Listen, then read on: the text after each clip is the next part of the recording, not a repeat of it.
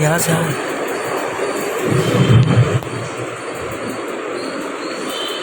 पीछे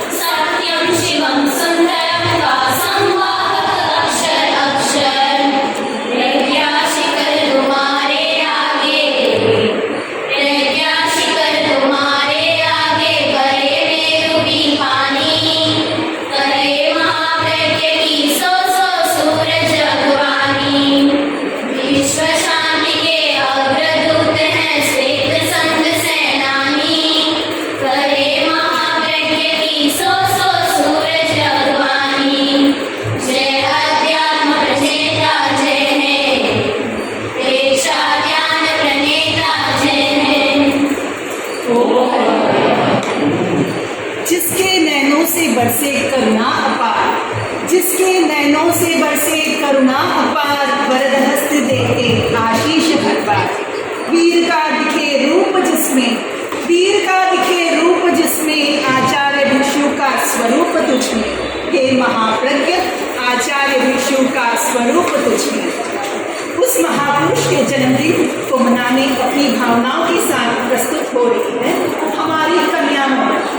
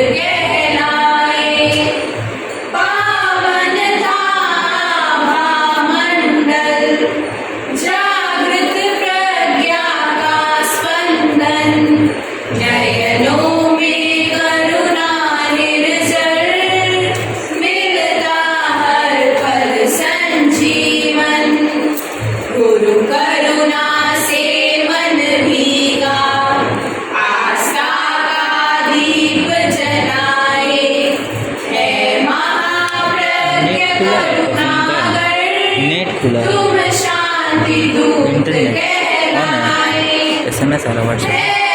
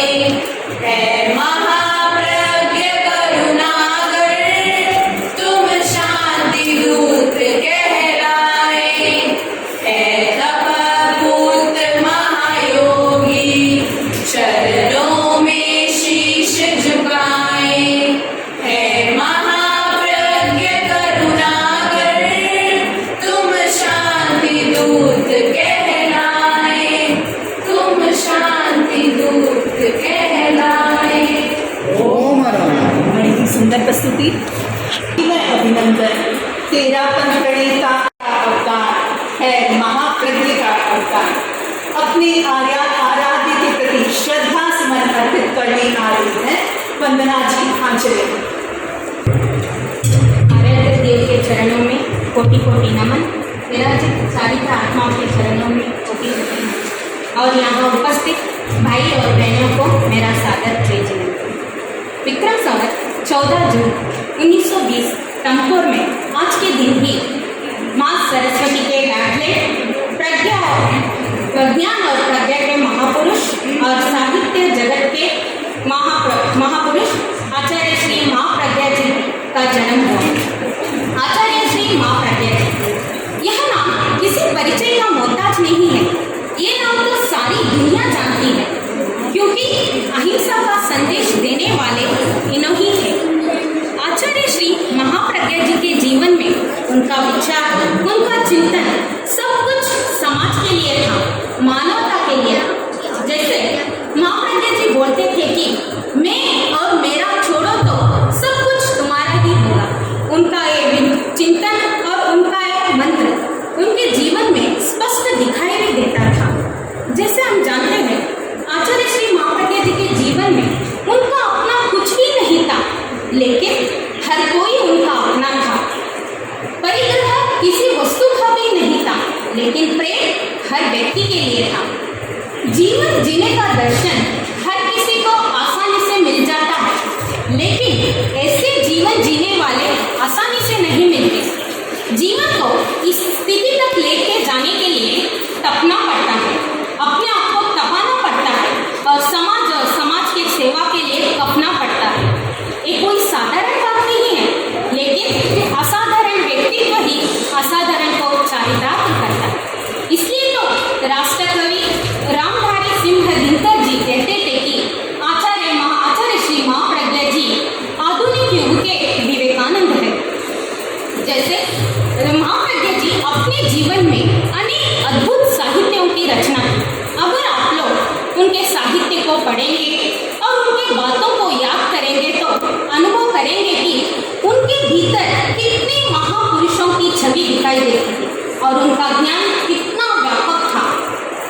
एपीजे अब्दुल कलाम जी भी कहते थे कि आचार्य श्री महाप्रज्ञा जी का जीवन का एक ही उद्देश्य था, वो है वॉक अक्वायर एंड गिव, यानी सतत यात्रा करो, ज्ञान अर्जित करो और जो कुछ भी जीवन में है वो समाज को दे दो। हम सब जानते हैं उन्होंने अपने जीवन में सतत हजारों किलोमीटर पद यात्रा की। वे अंतिम समय में भी अहिंसा यात्रा में ही थे। वो कहते थे कि आत्मा मेरी ईश्वर है, त्याग मेरी प्रार्थना है, मैत्री मेरी शक्ति है, संयम मेरी भक्ति है और अहिंसा मेरा धर्म है। और आचार्य महाप्रज्ञा जी भी ऐसे ही एक मंत्र हमें भी दिया था, वो है स्वस्थ व्यक्ति और स्वस्थ समाज। इनकी आज की कोरोना की परिस्थिति में इनका ये मंत्र हमारे लिए बहुत बड़ी प्रेरणा है। आज हम सब उनके यह मंत्र और आत्मनिर्भर के संकल्प के साथ आगे बढ़ेंगे। इसी के साथ ओम। धन्यवाद वंदना जी।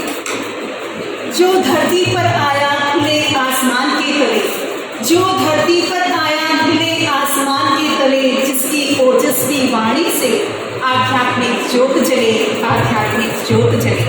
अपने गुरु के प्रति अपनी भावना को प्रस्तुत करने आए हैं महेंद्र जी उनका।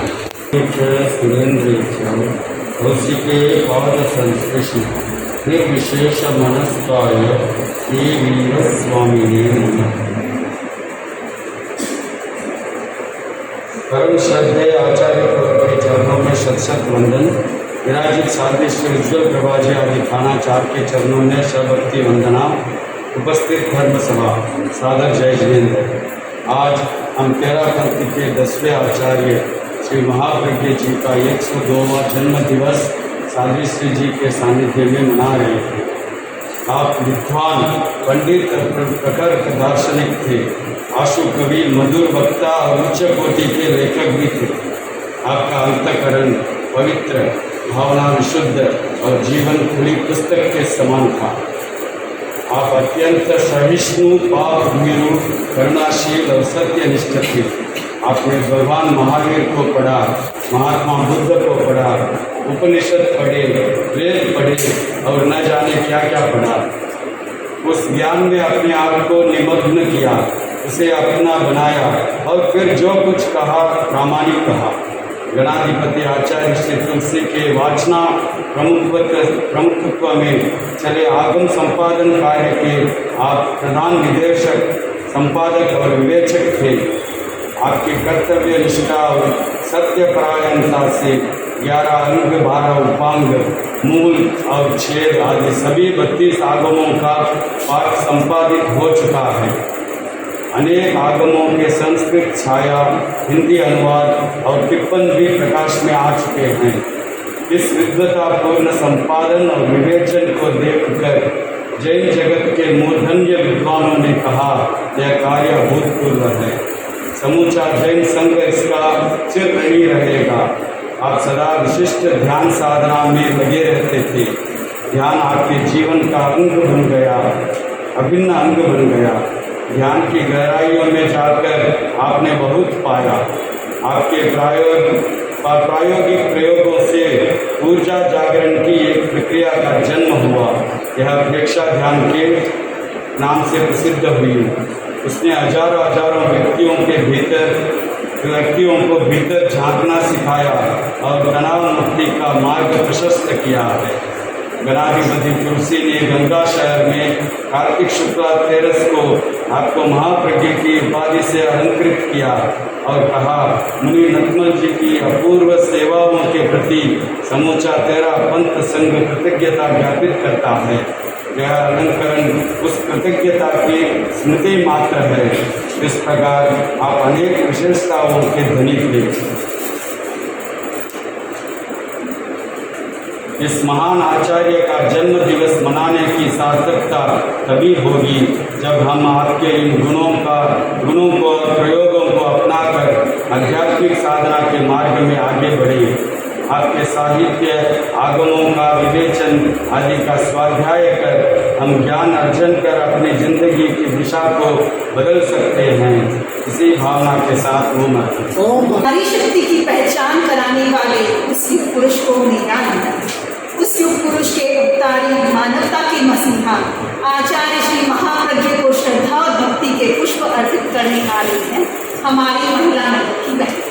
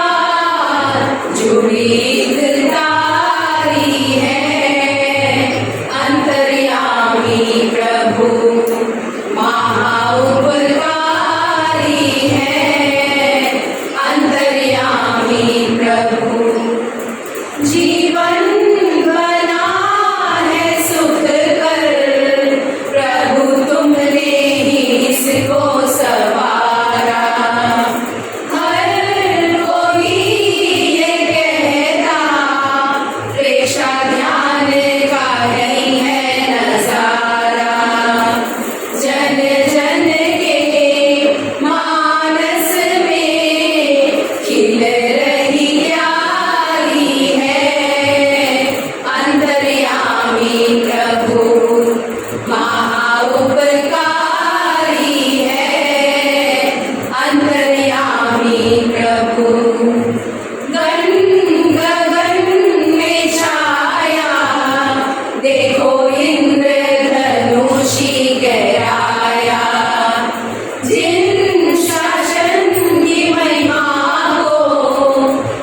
शिखरों पे है तुमने चढ़ाया, युग युग तक याद रहे तेरी ये रिझवारी है। अंतर्यामी प्रभु महाउपकारी है, अंतर्यामी प्रभु। हे शांति के पुजारी, नतमस्तक है दुनिया ये सारी। प्रज्ञा सूर्य की फैली, देखो चिउदी सी किरणें ये सारी। मन मंदिर के कोने में फैली उजियारी है। अंतर्यामी प्रभु महाउपकारी है, अंतर्यामी प्रभु। गुनगुनाए गौरव, यश बंसी बजाए बहारे। वालिया है हमने, श्रद्धा भक्ति के गूंजे नगाड़े। घट घट के दीवट पर प्रभु अवतारी है। अंतर्यामी प्रभु महाउपकारी है, अंतर्यामी प्रभु। चरणों में आकर हुए निहाल, तुम ही हो सचमुच करुणा कृपा। झूठी तारी है, अंतर्यामी प्रभु महाउपकारी है, अंतर्यामी प्रभु। झूठी तारी है, अंतर्यामी प्रभु।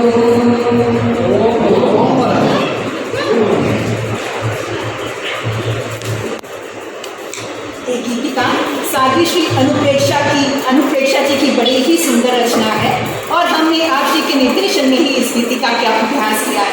इसके लिए कृतज्ञों से आत्मा का जिसने साक्षात्कार कराया, आत्मा का जिसने साक्षात्कार कराया, हे महाज्योतिर्पुंज तेरे चरणों में जग ने शीश झुकाया, जग ने शीश झुकाया। अगला आमंत्रण मेरा सुशील जी सुराना का।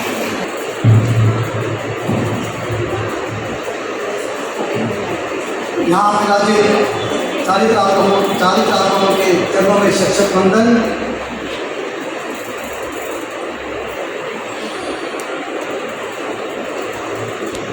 वंदन माँ बालू के नंदन मनहारी, प्रज्ञा की परिमल महकी गण फुलवारी। वंदन माँ बालू के नंदन मनहारी, प्रज्ञा की परिमल महकी गण फुलवारी। सदियों में आते हैं महाप्रज्ञ सरी के संग, जीवन का पन्ना है एक अलौकिक रंग।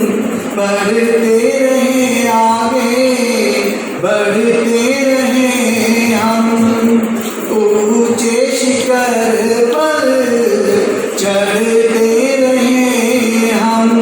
वंदन माँ बालू के नंदन मनहारी, प्रज्ञा की परिमल महकी गण फुलवारी।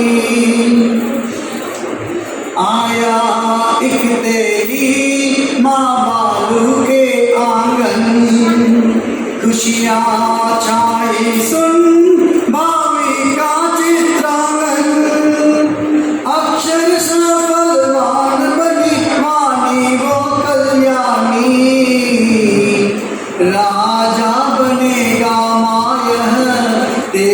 नंद लाला, जग को दिखाएगा धर्म का उजाला। वंदन माँ बालू के नंदन मनहारी, प्रज्ञा की परिमल महकी गण फुलवारी। अमृतमय वाणी अमृत वर्षण करती, श्रुत के हिमगिर से श्रुत की धारा बहती। जो भी आया पास तुम्हारे मिला उसे उपहार, साधना के अनुभव की जो अनमोल संपदा। खुले हाथ बाता करते दूर सारी आपदा। वंदन माँ बालू के नंदन मनहारी, प्रज्ञा की परिमल महकी गण फुलवारी।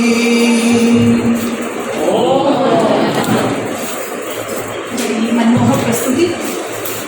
प्रज्ञा सूर्य चमक उठा जिन शासन गगन में, प्रज्ञा सूर्य चमक उठा जिन शासन गगन में। तेरा तन की ख्याति फैलाई दुनिया के हर कोने में, दुनिया के हर कोने में। मंगल के उद्बोधन हेतु मेरा विनम्र निवेदन साथी श्री अनुप्रेषण।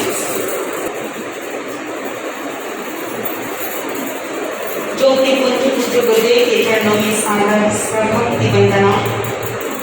वंदनीय सात्विक स्थिति, अन्य सात्विक गण, उपस्थित भाइयों और बहनों।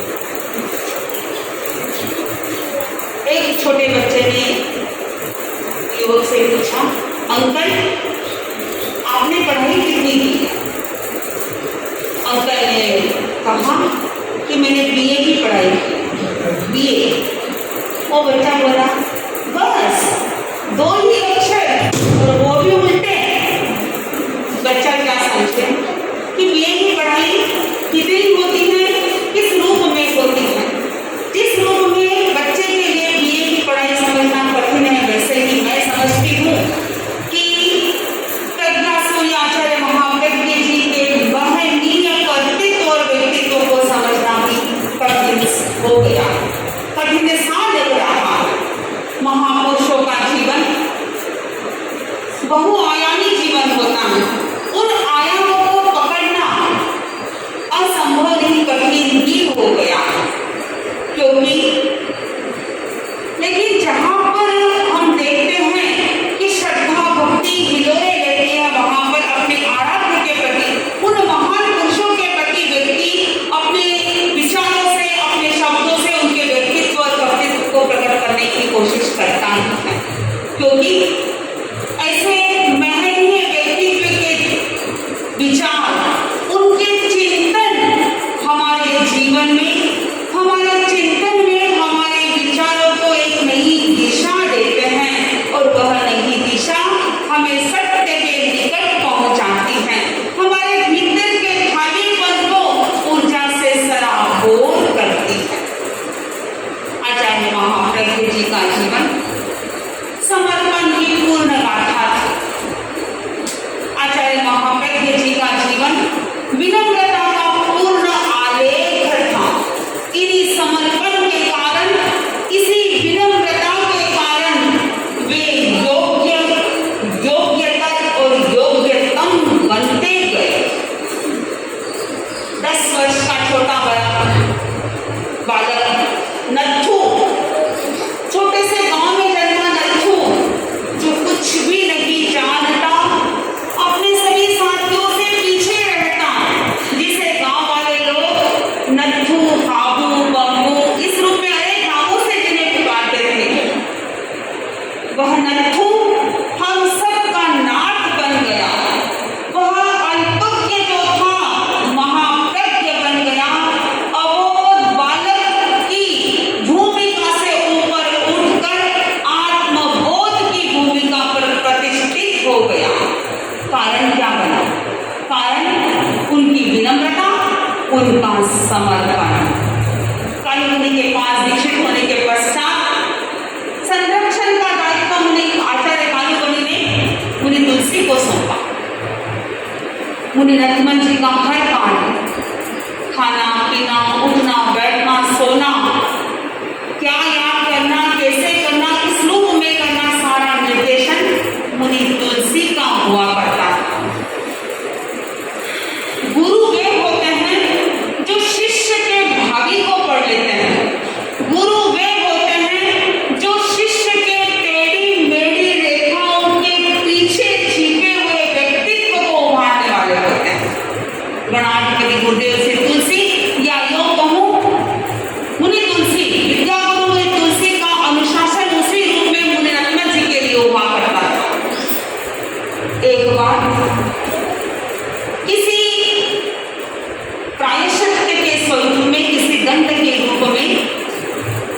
मुनि तुलसी ने मुनि नंदमल जी को कहा था कि तुम्हें आज बिगे नहीं खानी, बिगे जो होती है बिगे नहीं खानी, क्योंकि मुनि तुलसी उनको कहते इतना याद करो, अगर नहीं हो पाता तो दंड देते, कठोर अनुशासन करते, याद नहीं हो पाता तो खड़े खड़े करते, एक पैर पर खड़े करते, भीड़ की तरफ मुंह कर याद करवाते। इस रूप में उनका कड़ा अनुशासन चलता था। तो एक बार ऐसे ही को बिगे खाने के लिए मनाई कि तुम्हें बिगे नहीं खानी आज। नंदमल ने कहा ठीक है, आप में बिगे नहीं, आप कह रहे हैं बिगे नहीं खानी तो मैं आज बिगे नहीं खाऊंगा। यो संजोग की बात है। उसी दिन पहली बार गोचरी में आमरस आया। उन्हें तुलसी ने देख लिया कि आमरस आया है, क्योंकि जो भोजन की मंडली थी बहुत बड़ी मंडली थी। मंत्री मुनि मगन राजे स्वामी के साथ 20-25 संत उसी मंडली में आहार करते थे, और भाई जी महाराज चंपाराज स्वामी, मुनि तुलसी और मुनि नंदमल जी तीनों साथ में आहार करते उसी मंडली में। मुनि तुलसी ने देखा गोष्ठी में अमृत तो आया है और इसको मैंने आज कहा ये नहीं खानी है, पर ये अमृत नहीं खाए तो मेरे गले नहीं गिरेगा। तो इतनी आहार की आवाज लगे, सब संत मंडली पर उपस्थित हो गए। तो उन्हें तुलसी ने इतने सब बड़े बड़े संतों के सामने में उसे कैसे कहूँ कि तू आमरस खा ले, कह नहीं पाए, एक संकोच का भाव था। तो मुनि तुलसी ने इशारों से कहा, मुनि नंदमल जी से कहा कि अमरस खा लेना। मुनि नंदमल जी समझ गए कि मुनि तुलसी मुझे अमरस खाने के लिए बोल रहे हैं। मुनि नंदमल जी ने कहा नहीं, मैं नहीं खाऊंगा, पहले आपने बना दूंगी, मैं नहीं खाऊंगा। मुनि तुलसी ने वापिस उन्हें इशारे किए, संकेत किए, तू अमरस खा ले। मुनि नंदमल जी भी अपनी बात पर पक्के रहे, नहीं खाऊंगा। आखिर में बैठने का समय हो गया। मुनि तुलसी ने इस रूप में, अस्पष्ट रूप में मुनि नंदमल जी को ऐसे संकेत किए और उन्हें आमरस खाने के लिए बाध्य किया।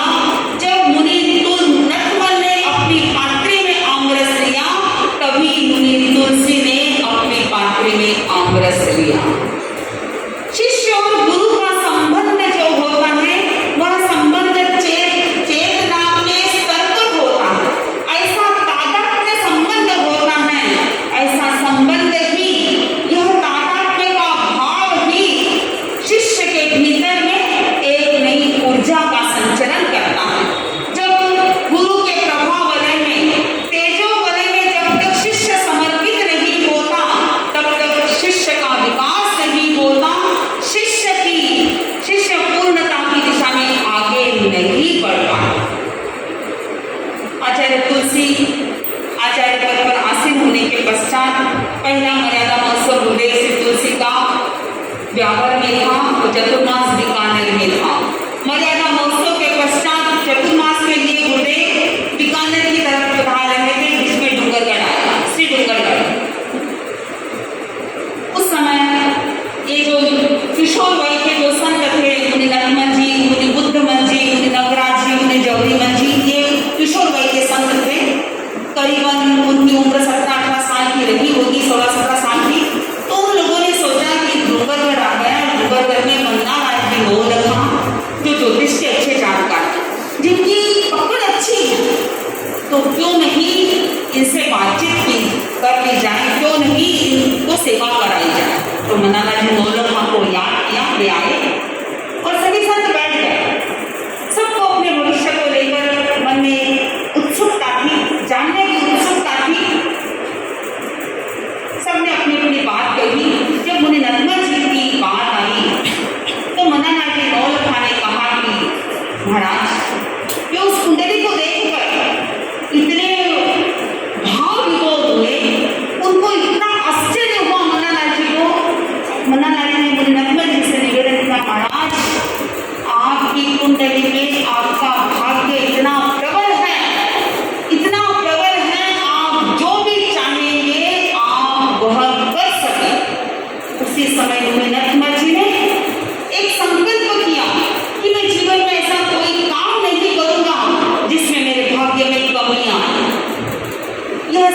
ऊपर ही, और नहीं मैं अपने विद्या गुरु अब प्रसन्न हो, विद्या गुरु को मेरे विषय में सोचना पड़े, ऐसा मैं कोई भी काम नहीं करूँ।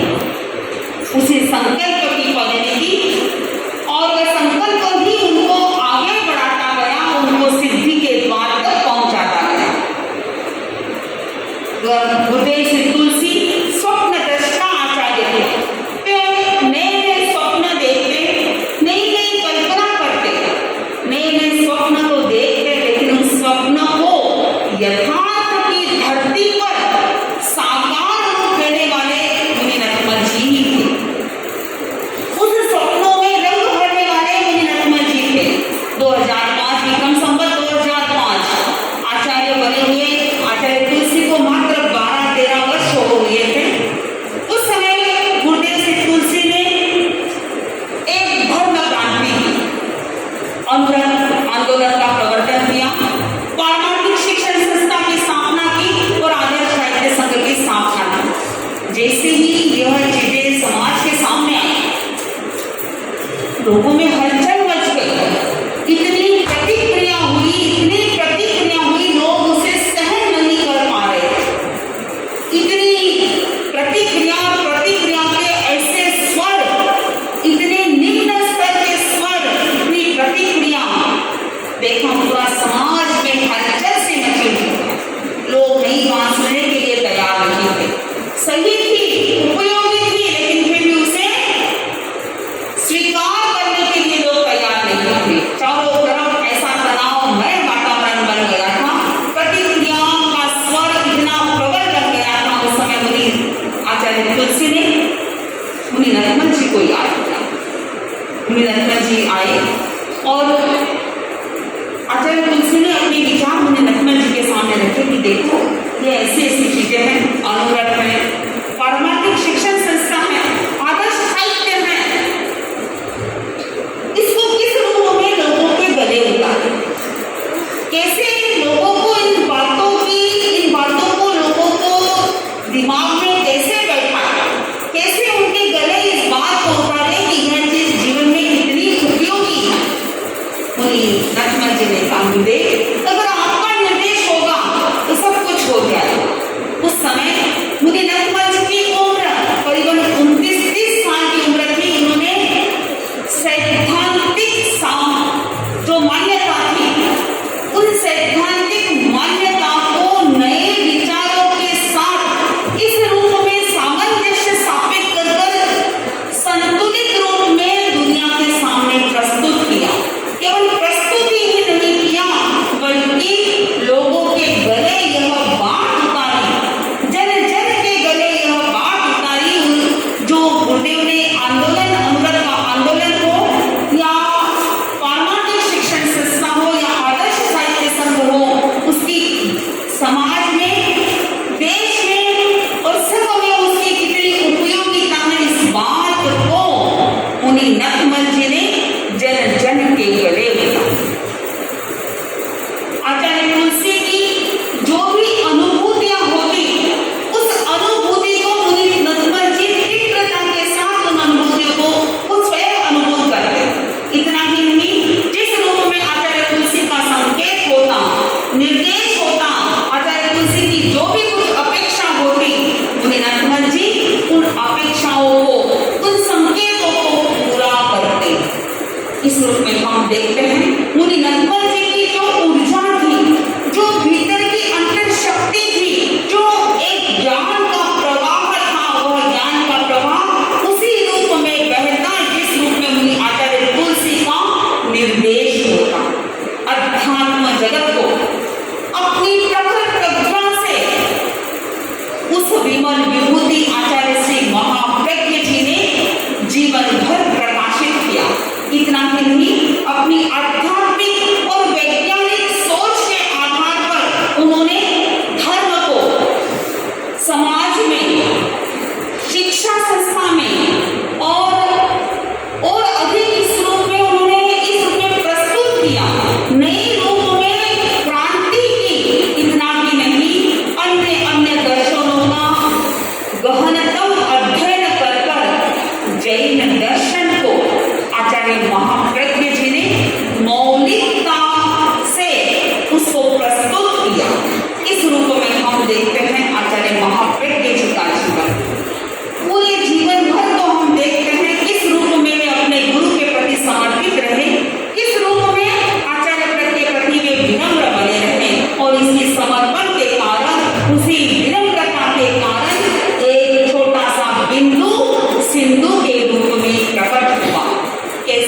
बयां करूं शब्दों से व्यक्तित्व तुम्हारा, कैसे बयां करूं शब्दों से व्यक्तित्व तुम्हारा, कन कन में उखड़ित हुआ पुरुषार्थ तुम्हारा, कन कन में उखड़ित हुआ पराक्रम तुम्हारा। ऐसे महनीय प्रज्ञा सागर आचार्य महाप्रज्ञ जी के प्रति पूरा जैन समाज ही नहीं, पूरा मानव समाज कृतज्ञता ज्ञापित कर रहा है। उस प्रज्ञा सागर की हम भी लहरें हैं, हम भी अपनी भावना, अपनी अनंत अनंत मंगल कामना आचार्य प्रवर के प्रति चरणों में समर्पित करते हुए यही मंगल कामना करते हैं कि हम भी प्रज्ञा सागर की लहरें बनकर अपने भीतर की अंतर में निहित शक्तियों को उद्घाटित करने का यत्किंचित प्रयास करें इन्हीं शुभ भावनाओं के साथ।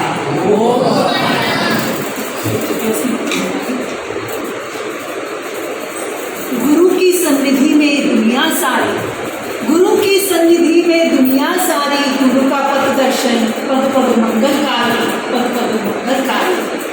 कार्यक्रम के इस क्रम को आगे बढ़ाने हेतु मेरा विनम्र निवेदन साध्वी श्री प्रभु देशा जी से।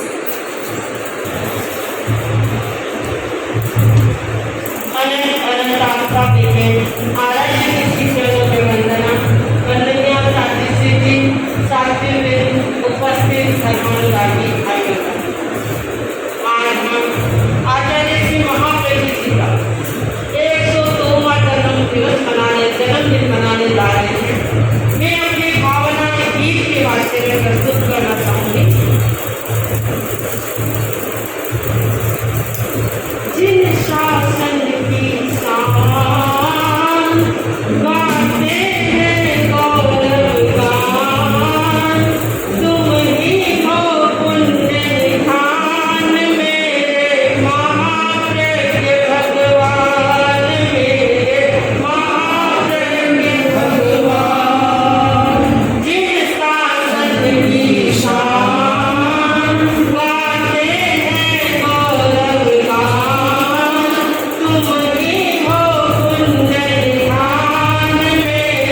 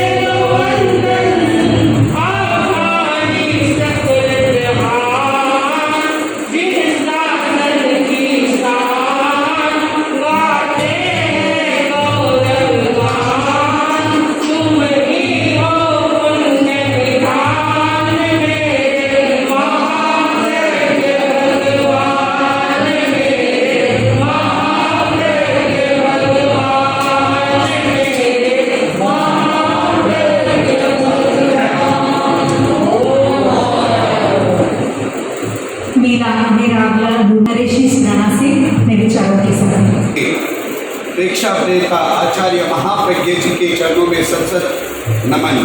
विराजित साधुविंद के भावभीनी वंदना।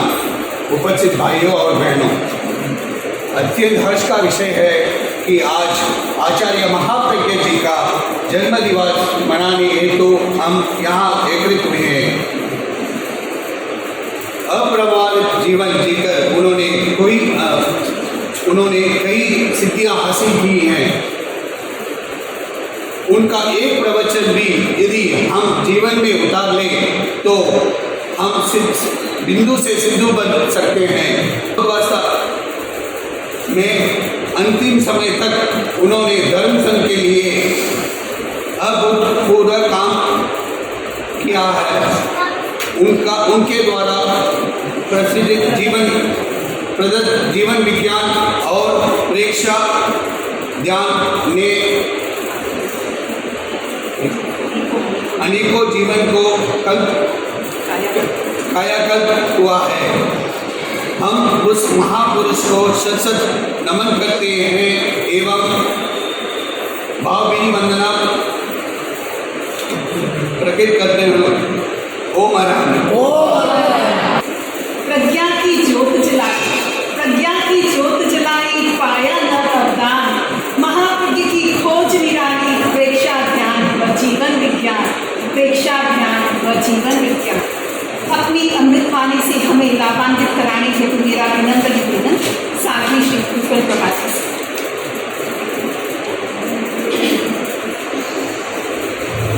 कर्म सत्य कर्म आराध्य मेरे दीक्षा प्रदाता आचार्य प्रवर के चरणों में श्रद्धा समक्ति वंदना। महापुरुष आते हैं, जन्म के साथ ही कुछ अनोखी घटनाएं उनके साथ जुड़ जाती हैं।